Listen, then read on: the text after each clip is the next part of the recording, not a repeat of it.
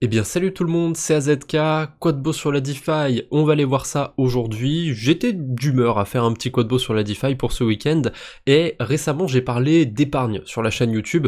Bien évidemment, la plupart des protocoles que je vais passer dans cette vidéo, c'est pas des protocoles qui rentrent parfaitement dans le cadre d'une épargne, je l'avais dit dans la vidéo, mais pour une épargne, vaut mieux privilégier des protocoles qui sont safe, qui sont robustes, sur lesquels on va éviter de farmer des points, farmer des airdrops. Après bon, chacun peut faire sa propre épargne, sa propre tambouille, chacun son problème, mais je referai une vidéo plus détaillée sur l'épargne parce que je me suis attardé sur les stablecoins, mais on peut voir ça plus large, on peut étendre ça à de l'Ether, à du BTC, peut-être même à d'autres cryptos, mais je pense pas m'aventurer plus loin qu'Ether et BTC. Bref, petit spoiler, ça arrivera sur la chaîne principale. En attendant, on est là pour voir ce qu'il y a de beau sur la DeFi et on commence par Bifi Finance. Alors j'aurais pu aller sur Aerodrome ou Vélodrome, je sais pas s'ils sont encore fait attaquer leur nom de domaine ou quoi que ce soit, mais tout à l'heure je voulais aller sur Vélodrome et j'ai pas pu accéder au site. Aerodrome j'ai pas essayé, mais bon, peut-être que ça se passe bien de ce côté-là. De toute façon, les pools sur Bifi elles sont intéressantes parce qu'elles réinvestissent les intérêts, même si Bifi prend quand même 9% de frais pour faire ça. Enfin peu importe. Ce qui m'intéresse c'est les pools avec le stablecoin Bold, donc c'est le nouveau LUSD, hein, c'est la version 2 du LUSD, donc on a plusieurs pools de liquidité sur Optimism, sur Base, c'est incentivé, je pense pas que les rendements vont rester à 20-30% pendant des mois et des mois, ça va peut-être tenir, quelques jours, quelques semaines, mais le stablecoin est sympathique, donc j'avais envie de mettre ça un peu en avant pour commencer la vidéo. Tant qu'on parle de Base, on a aussi le protocole Arcadia, j'en entends assez peu parler, c'est sympathique comme protocole, on peut déposer de l'Ether, de l'USDC ou du CBBTC en collatéral. Bon évidemment le plus intéressant pour le moment c'est l'USDC, puisqu'il y a 20% de rendement plus les points du protocole. Alors je crois pas qu'ils aient levé de fonds Arcadia, donc c'est sympathique à la limite d'avoir un bon rendement et des points par dessus, mais j'irai pas spéculer sur le protocole en priorité pour les points. Arcadia ça me fait un peu penser à Extra Finance sur la blockchain Base, sauf que les stratégies sont un chouïa différentes. On peut faire de l'effet de levier sur des pools de liquidité Uniswap, Aerodrome, mais on a aussi des stratégies automatisées qui vont permettre de faire du delta neutre sur de l'Ether ou sur du stablecoin. Je les ai un petit peu testés. Sur le stablecoin ça fonctionne assez bien, sur Ether j'ai pas essayé, et on peut même faire des stratégies où on peut parier à la hausse ou parier à la baisse sur des cryptos. Alors faites attention quand même au rendement, hein. Sur le papier ça a l'air hyper sexy, waouh, on peut avoir jusqu'à 970% APY, ça va être sur des pools sûrement assez volatiles, donc je sais pas si toutes les pools qui sont affichées là c'est toutes celles qui sont compatibles ou s'il y en a pas d'autres. En tout cas je vois qu'il y a une pool avec le token d'Aerodrome, c'est peut-être sur celle-ci qu'on peut avoir un effet de levier et un rendement complètement abusé. Faites attention aussi, c'est des APY, pas des APR. Ça fait longtemps que j'ai pas fait le rappel, mais APY c'est le fait, enfin ça prend en compte le fait de réinvestir les intérêts, et en fait plus on a un rendement de base qui est élevé, plus l'APY qui va être abusé. Et de toute façon, là on est sur des stratégies qui vont aller dans une direction de marché. Donc le rendement c'est presque secondaire en fait. Si vous cherchez à parier à la hausse, à parier à la baisse, normalement le gros de votre rendement ça va être la directionnalité de marché. Voilà, si vous pensez qu'il faut aller à la hausse et que ça va bien à la hausse, normalement le rendement il devrait pas être mal. Donc il n'y a pas particulièrement besoin d'avoir un rendement par-dessus, ça peut servir si vous êtes pas sûr à 100% de votre choix. Vous vous dites ah c'est peut-être bien de parier à la hausse mais je suis pas sûr à 100%, le rendement il peut venir aider un petit peu, mais ouais, vaut mieux pas parier sur ça pour choisir la direction de marché. J'espère que je vous ai pas trop embrouillé avec tout ce que je vous ai dit, tout ça pour dire, si le protocole Arcadia vous intéresse, que vous avez envie de farmer un petit peu sur Base, je vous conseille plutôt d'aller sur le lending, c'est là qu'on va retrouver le moins de risques évidemment, parce que là on dépose des liquidités, les dégènes qui veulent aller faire des boucles, qui veulent aller parier à la hausse, à la baisse, c'est leur problème, ils empruntent vos liquidités, donc c'est un petit peu comme sur Extra Finance, on a un côté plus safe, un côté moins safe.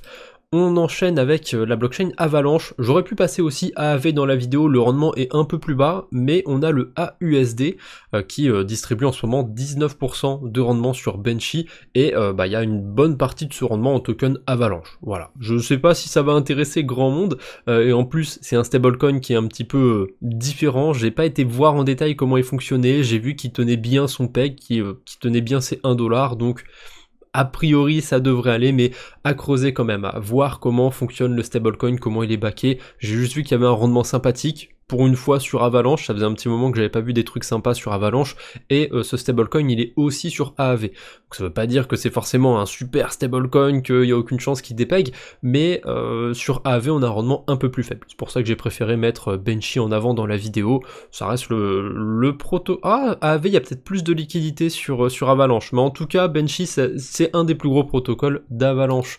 On enchaîne un petit peu avec le ZK Sync Ignite et attendez, ça n'a pas chargé SyncSwap de mon côté, je vais relancer la page. Le ZK Sync Ignite, c'est un programme avec des intérêts bonus sur certaines pools de liquidité et on a une pool avec l'USDM et l'USDC qui donne du 27% APR. Par contre, c'est une pool de liquidité concentrée, si je dis pas de bêtises.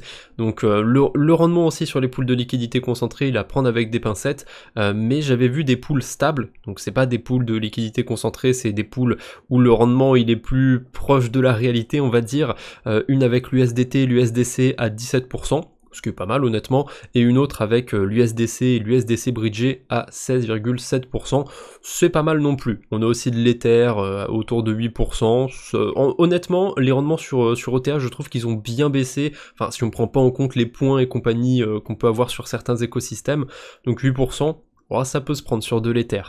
Toujours sur ZK Sync, on a aussi des rendements sympathiques du côté de Venus et probablement d'autres protocoles de prêt et d'emprunt. Je sais que de tête, il y a Reactor Fusion aussi sur cet écosystème. Il y a AAV, mais bon, AAV, ils ont rouvert les vannes. Il y a beaucoup de liquidités qui ont été déposées, donc les rendements sont pas foufou. Sur Venus, on a 13%. Sur de l'USDC, pour du lending, c'est pas un mauvais rendement, on a aussi 9% sur du WBTC et 4% sur de l'Ether. Bon là pour le coup on peut trouver un peu mieux, puisqu'on a WooFinance par exemple. Alors c'est pas du lending, hein, c'est un peu plus compliqué, on va dire que c'est des vaults, c'est des stratégies, et on a 9% sur de l'Ether. Petit bémol de WooFinance, il faut attendre, je sais plus, un jour ou deux, je crois, quelque chose comme ça, avant de pouvoir retirer les liquidités.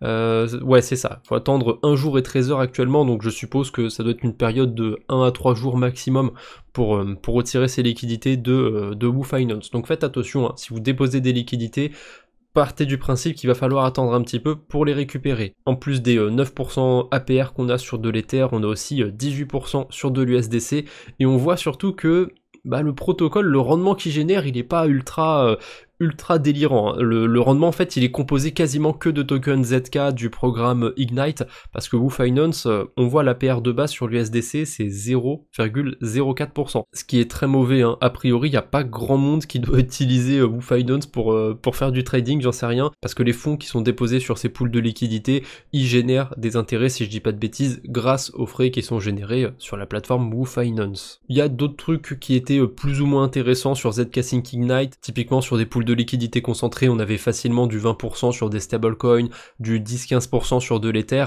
mais je suis pas un grand fan de pools de liquidité concentrée, donc si ça vous intéresse, je vous laisse regarder par vous-même ce qu'il y a à faire sur ZK Sync. On enchaîne sur la Binance Smart Chain. Ah, c'est pas l'écosystème le plus clair, le plus transparent. J'en avais parlé sur la chaîne principale il y a pas longtemps, des airdrops à farmer sur cet écosystème.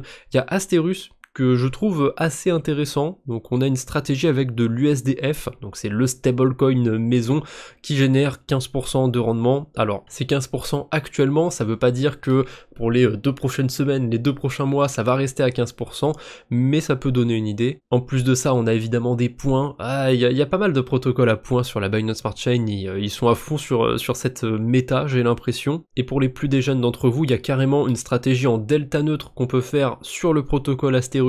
Pour ça, il faudrait s'exposer au ASBNB qui génère a priori plus de 30% de rendement, à voir si le rendement tient bien ou s'il n'y a pas des phases où il est beaucoup plus bas, parce que ça a l'air d'être assez volatile vu que ça génère des intérêts grâce au launch pool sur Binance, grâce au Megadrop et compagnie. En tout cas, là ce serait l'exposition à la hausse. Pour faire du delta neutre sur le BNB, et ben on peut le shorter à côté sur la même plateforme sur Asterus, et comme actuellement il y a plus de personnes qui parient à la hausse que de personnes qui shortent, et ben on est payé, grâce au funding, grâce aux frais, on est payé à tenir un short, donc on a une sorte d'équilibre comme ça, où on est payé à long, donc à déposer dans le côté earn des BNB, à shorter de l'autre côté. J'ai déjà fait plein de vidéos, plein de fois j'ai abordé le delta neutre, donc si ça vous intéresse de creuser cette stratégie en détail, vous avez un petit peu de documentation, on va dire, à votre portée. Pour être honnête, cette stratégie en delta neutre, je l'ai pas posée sur le portefeuille, je l'ai vue, ça a l'air intéressant,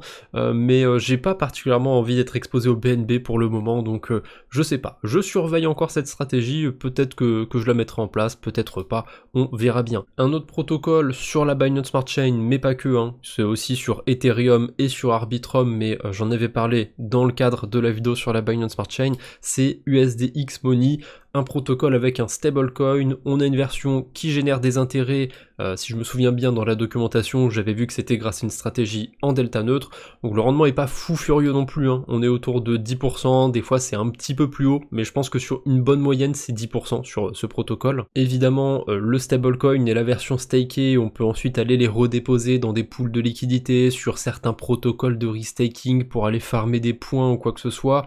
Je pense pas que ce soit le plus intéressant pour USDX Money, je pense que le plus intéressant c'est de le farmer passivement. Après voilà, chacun son avis sur la question, c'est pas là qu'on va avoir le meilleur rendement, mais bon, je l'ai calé là pour spéculer un petit peu sur l'airdrop, ils ont levé quand même 45 millions de dollars, donc à surveiller, USDX Money. On a Pendle Finance, il y a toujours des trucs sympathiques à faire sur Pendle Finance avec des stablecoins. Le truc du moment, je pense que c'est la pool autour de l'USR sur Base. L'USR, c'est un stablecoin un petit peu comme celui de Danzen et comme celui de Usual, donc c'est clairement pas un projet que je farmerai à long terme, parce que si je dis pas de bêtises, hein, à vérifier dans la documentation en détail, mais si je dis pas de bêtises, une bonne partie du collatéral de ce stablecoin n'est pas liquide, et c'est le gros problème des stablecoins du moment. L'USDZ Danzen, il arrête pas de dépeg, l'USD 0++, j'en parle même pas, c'est encore pire parce que c'est pas un stablecoin, enfin bref, on va pas rentrer en détail. Un stablecoin qui est backé par des collatéraux pas liquides, quand il y a une forte demande de gens qui veulent sortir du protocole, généralement ça se passe pas très bien.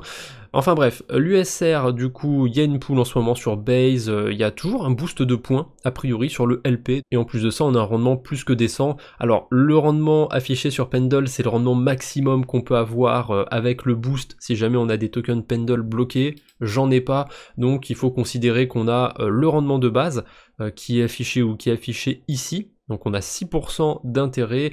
Par-dessus ça, on a des tokens Pendle, donc on va en récupérer facile la moitié, donc on peut diviser quasiment le rendement par deux, en fait, ça donnerait du 12% d'intérêt, mais on a les points par-dessus, et aussi on a des protocoles comme Equilibria, comme PenPy, qui eux ont des grosses quantités de tokens Pendle bloqués et qui les bloquent toujours en continu. Donc ces protocoles, ils permettent d'aller farmer les tokens Pendle. On n'a pas besoin d'apporter soi-même des tokens Pendle ou quoi que ce soit, hein. On peut juste déposer des liquidités sur le protocole et on va avoir le boost grâce à ces protocoles. Forcément, si vous décidez d'aller sur PenPy ou sur Equilibria, bah vous ajoutez un risque, hein, puisqu'on empile un protocole en plus.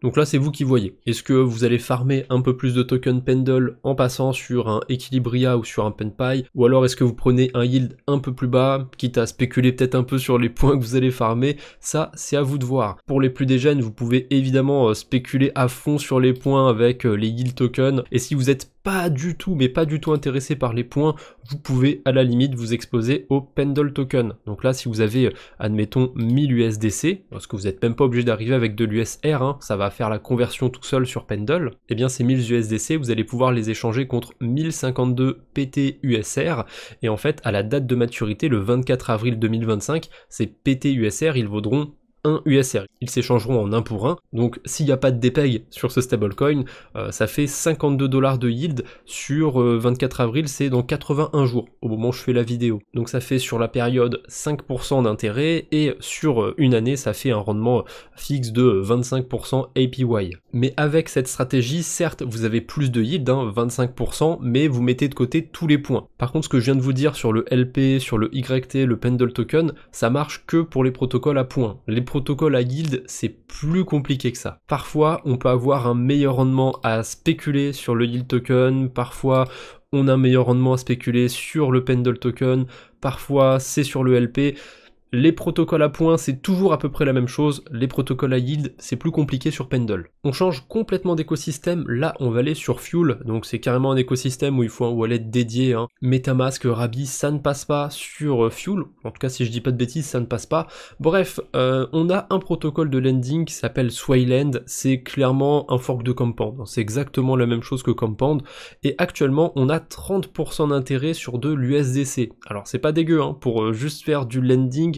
En plus de ça, on a les points du protocole. Bon, à mon avis, ils vaudront pas grand chose, c'est du protocole de prêt d'emprunt sur un écosystème qui a pas énormément de hype. J'ai aucune attente sur ces points.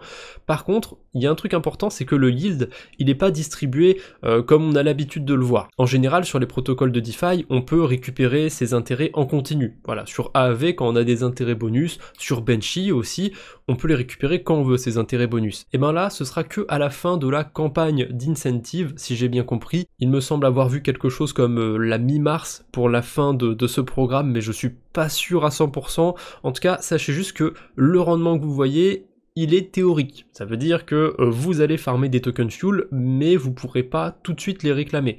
Donc c'est à prendre avec des pincettes. Pour faire du lending, ça va encore, mais on a forcément aussi des intérêts bonus quand on va emprunter. Et on peut faire une boucle sympathique avec une base d'Ether, puisqu'en collatéral, on peut mettre entre autres de l'Ether stakés. Donc la stratégie, ça aurait été d'emprunter de l'USDC. On peut pas redéposer sur le même portefeuille, donc il aurait fallu créer un deuxième portefeuille, envoyer les USDC dessus et les redéposer. Donc là, en fait, sur les mêmes USDC, on aurait gagné 30% sur le dépôt, et sur l'emprunt, on aurait gagné 15% aussi d'intérêt. Mais le fait d'être payé dans un token et qu'on ne puisse pas récupérer quand on veut les tokens, ça me freine un petit peu. Il y a cet inconnu, je suis pas trop fan, surtout que dans la boucle, dans l'équation, il y a un côté dette, où on va emprunter des stablecoins. Et d'ailleurs, j'ai dit des bêtises, on n'est pas payé 15%, on est payé 10% à emprunter. Ça reste une boucle à 40% de rendement. Mais du coup, à cause de ce détail, le fait qu'on puisse pas réclamer les tokens quand on veut, je trouve que le plus intéressant, c'est juste de faire du lending. Par contre, je vous préviens, il y a le bridge officiel qui ne passe que par Ethereum, et pour les bridges secondaires, on a du Orbiter, on a du Rhino Finance, je crois qu'il y a le LayerSwap, mais je suis pas sûr. En tout cas, c'est pas fameux. C'est pas le plus facile, sauf si vous passez par Ethereum. Et forcément, si on passe par Ethereum, vaut mieux avoir un minimum de capital. Donc stratégie pas si difficile, mais pas si accessible. C'est un petit peu le problème de cet écosystème, je pense. On enchaîne avec la blockchain Sui. J'ai sélectionné carrément 3 protocoles sur cet écosystème. Donc on commence par Aftermath. Depuis des mois et des mois, ça doit même faire plus d'une année déjà, on a une pool avec des stablecoins qui génèrent actuellement 20% APR. Je sais pas combien elle a fait en moyenne depuis un an, mais le rendement a toujours été assez élevé sur cette pool de liquidités. Par contre, Aftermath, ils ont un principe un petit peu particulier, c'est-à-dire qu'on doit bloquer ces liquidités toutes les 2 semaines pour avoir le rendement maximum. C'est un peu chiant, c'est leur mécanisme, c'est comme ça. En tout cas, cette pool de stablecoin, ça fait une éternité, ça fait plus d'1 an, je crois qu'elle est incentivée, pourvu que ça dure.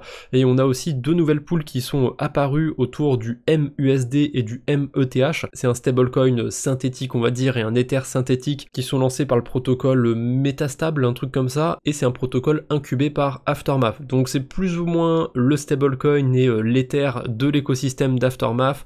Les pools de liquidité sont volatiles. On a une pool avec du Sui et du stablecoin, une pool avec de l'Ether et du stablecoin. Donc ça, c'est plus des pools pour les personnes aguerries sur la DeFi. Je vous laisserai réfléchir un petit peu aux stratégies que vous pouvez faire avec ces différentes pools de liquidité. Et attention, par contre, dans les récompenses, on a une bonne partie des récompenses qui sont payées en points, en M points. C'est un peu particulier par contre parce que c'est des points tangibles pour une fois. D'habitude, quand on farme des points sur un protocole, attendez, j'en ai plein sous les yeux, quand on farme des points sur USDX Money, sur Pendle pour des protocoles, sur Asterus ou autres, c'est des points qu'on peut pas réclamer. Et ben là, c'est des points qu'on peut réclamer, c'est sous forme de tokens sur Sui, et on peut aller les dumper. Bon, il y a très peu de liquidité dessus, donc je pense pas que ce soit une bonne idée d'aller les dumper, mais c'est une chose à savoir sur ces pools de liquidité avec le METH et le MUSD, c'est que une grosse partie du rendement, c'est des points. Donc pour moi, la pool la plus intéressante sur Aftermath, c'est clairement la pool avec les stablecoins. On enchaîne sur Suiland. Il y a un truc intéressant à faire sur le protocole en ce moment, c'est d'emprunter des tokens DEEP. Quand on emprunte des tokens DEEP, on est payé à 90% APR sur cet emprunt, c'est complètement abusé. Par contre, faites attention, quand on ouvre un emprunt sur le token DEEP, on a 1% de frais d'emprunt. Ça veut dire que si j'emprunte 100 $ de token DEEP, et ben tout de suite je vais pas devoir rembourser 100 $, je vais devoir rembourser 101 $. Je vais avoir un frais quand je vais ouvrir mon emprunt, c'est pas un frais de fou furieux non plus, avec le rendement actuel, le 1% de frais il va être couvert assez rapidement, mais il y a un autre petit bémol sur cette stratégie, c'est qu'on a un poids sur le token DEEP. On le voit ici, il y a un petit 2, ça veut dire que 1 $ de token DEEP emprunté, ça va compter pour 2 $. Donc c'est beaucoup plus risqué d'emprunter du token DEEP que d'emprunter un stablecoin, du SUI, de l'Ether. Après, je dois dire que le token DEEP, il est vachement capitalisé, il est monté à presque 1 milliard de market cap pour vous dire. On est quand même sur un order book sur la blockchain SUI, donc c'est quelque chose de très précis, de très niché, ça m'étonne qu'il soit arrivé aussi haut, donc je vous dis pas qu'il faut en emprunter pour aller le shorter, hein, même si c'est une stratégie qu'on peut faire sur le papier, mais je pense surtout que c'est pas la période la plus risquée pour en emprunter. Il est monté tellement haut que forcément si on en emprunte on est à risque, hein, surtout avec ce poids, mais j'ai quand même la sensation que c'est pas le pire moment pour en emprunter. Après les shorter c'est pas forcément une bonne idée, hein. On peut soit les garder dans son portefeuille parce que juste en emprunter ça nous paye à 90% dessus, on peut éventuellement les redéposer sur d'autres protocoles de lending, j'en ai pas mis d'autres dans la vidéo mais on a Scalop par exemple, sur lequel on peut les déposer et récupérer 20% d'intérêt, donc c'est plutôt sympathique ce qu'il y a à faire autour du token DEEP, mais encore une fois c'est une stratégie qui va plutôt être réservée aux personnes aguerries, qui ont l'habitude de faire des emprunts sur la DeFi, parce qu'on est quand même sur quelque chose d'un petit peu dégène. Pour terminer sur l'écosystème SUI, un truc beaucoup plus simple, alors je vais revenir dans tous les vaults, on a Kai Finance, c'est un protocole qui va automatiser des stratégies pour vous, et on a certaines stratégies qui vont aller faire des boucles sur des protocoles de prêt d'emprunt. Depuis quelques temps on a l'USDC natif sur SUI, on a aussi une nouvelle version bridgée de l'USDT, et actuellement ces deux stablecoins génèrent autour de 20% d'intérêt sur Kai Finance, même un petit peu plus, et vous êtes payé uniquement dans le stablecoin que vous déposez, si je dis pas de bêtises, c'est un petit peu comme Bifi Finance, ça va réinvestir vos intérêts. Par contre ils se font plaisir, hein, sur les performance fees, je l'ai dit au tout début de cette vidéo, Bifi ils vont prendre 9,5% de performance fees sur la plupart des pools de liquidité, donc les performance fees c'est des frais qui vont être pris sur les intérêts générés, donc si la pool de liquidité génère 100 $, Bifi Finance va prendre 9,5 $, et ben Kai Finance ils vont prendre 15 $ quand même, c'est beaucoup ces performance fees. Mais bon, ça reste une stratégie automatisée qui fonctionne plutôt bien, le rendement reste décent, même plus que décent, hein, 24% c'est pas mal du tout. Donc clairement pour ceux qui n'ont pas envie de mettre les mains dans le cambouis, je vous dis pas qu'il faut absolument aller sur ce genre de protocole, mais ça peut être intéressant à regarder. Sur Aptos, on a aussi des trucs sympathiques sur les protocoles de lending, alors c'est quand même moins sexy que ce qu'il y a sur SUI honnêtement, même si on peut faire des boucles dans tous les sens. En plus en ce moment, les stablecoins coûtent pas trop cher à emprunter sur la plupart des protocoles, donc il y a des stratégies à faire sur Aptos. Actuellement, le protocole que je trouve le plus intéressant dans les protocoles de lending, c'est Aptin Finance, parce qu'on peut déposer de l'USDT et de l'USDC natif. Ça y est, l'USDC natif est enfin arrivé sur Aptos. Alors ça va être un petit peu le bordel, hein. Vous le voyez qu'on a 3 versions de l'USDC, c'est galère. Pareil pour l'USDT. Mais à terme évidemment les versions natives vont être les plus utilisées, et pour pousser l'utilisation de ces versions natives, eh bien il y a des intérêts bonus, et c'est du côté d'Aptin qui a les meilleurs rendements. J'ai comparé tous les protocoles de lending depuis 2 jours, et c'est Aptin qui a les meilleurs rendements. En plus de ça à côté, ça coûte pas trop cher d'en emprunter, donc pour moi c'est le meilleur protocole de lending en ce moment sur Aptos, en termes de yield. Alors il y a des points à farmer sur tous ces protocoles, je pense pas que ce soit Aptin qui soit le plus intéressant de ce côté-là, et je pense pas que de toute façon la plupart de ces protocoles soient intéressants à farmer pour les points, mais si vous êtes un petit peu créatif, si vous aimez bien faire des boucles sur des protocoles de prêt d'emprunt, vous avez de quoi faire sur Aptos. Enfin il y a vraiment plein de trucs à imaginer sur cet écosystème. C'est pas des boucles non plus de fou furieux avec des rendements à 3 chiffres, mais ça reste sympathique. Sur Solana, j'ai sélectionné Kamino. On va être encore dans cet esprit de Bifi Finance, de réinvestir les intérêts. On a des pools qui vont utiliser Meteora ou Redium, donc c'est des pools qui vont être automatisés par Kamino, hein. On peut évidemment aller mettre les mains dans le cambouis, aller directement sur les protocoles Redium, Meteora, et aller mettre en place des stratégies manuellement sur ces pools de liquidité.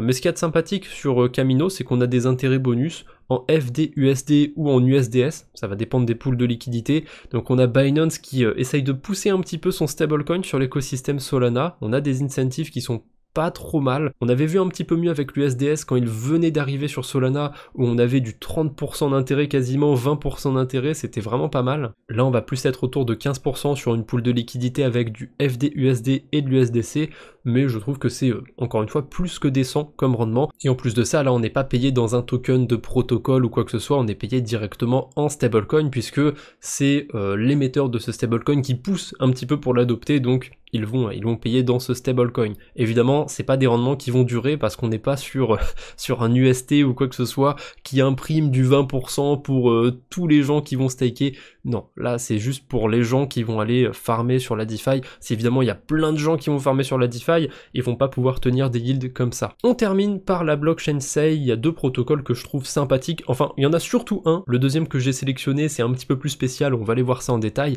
Donc le premier protocole, c'est Yay Finance. C'est un fork d'AAV, on a des rendements sympathiques sur des stablecoins, il y a une bonne partie du rendement qui est en incentive en token SEI. Je sais pas comment ils font pour tenir plus de 10% d'intérêt bonus comme ça en token SEI depuis des mois, mais ça fait un bon moment que le protocole est incentivé, et il n'y a pas 20 000 $ de déposés, hein. Il y a 120 millions d'USDC de déposés quasiment, c'est complètement abusé. On a aussi du 13% sur l'USDT, du 25% sur du token Frax. Là par contre on est incentivé pas en token SEI mais en token FXS, donc le token de gouvernance de Frax. D'ailleurs ils avaient pas renommé leur stablecoin, c'est pas censé être le FXUSD maintenant, ça a pas l'air d'être arrivé jusqu'à la blockchain SEI on dirait. Et le tout dernier protocole que je voulais passer dans cette vidéo, c'est Sailor, c'est un fork d'Uniswap V3 sur la blockchain SEI, donc ça n'a pas grand chose de spécial pour être honnête. Il y a des pools qui sont incentivés, c'est pas les pools les plus intéressantes, on a une pool USDC SEI, une pool avec le token SEI et Bitcoin, une autre avec SEI et Ether. J'ai juste voulu passer ce protocole là parce que j'ai vu qu'ils avaient pas de token, donc peut-être quelque chose à spéculer dessus, et si jamais il y en a qui ont des tokens SEI, parce que je trouve que la pool USDC SEI n'est pas intéressant, mais c'est parce que j'ai pas de token SEI dans mon portefeuille. Donc dans mon cas, le protocole n'est pas particulièrement intéressant, je pense pas aller le farmer, mais pour ceux qui sont sur cet écosystème, eh bien je pense que c'est intéressant de jeter un œil sur Sailor. Vous aurez bien évidemment tous les liens de tous les protocoles dans la description. C'est tout ce que j'avais pour aujourd'hui, merci de m'avoir écouté, dites-moi si vous avez trouvé ces stratégies intéressantes, s'il y a des trucs que j'ai loupés en ce moment sur la DeFi, et on se retrouve bientôt j'espère. D'ici là, portez-vous bien, salut tout le monde!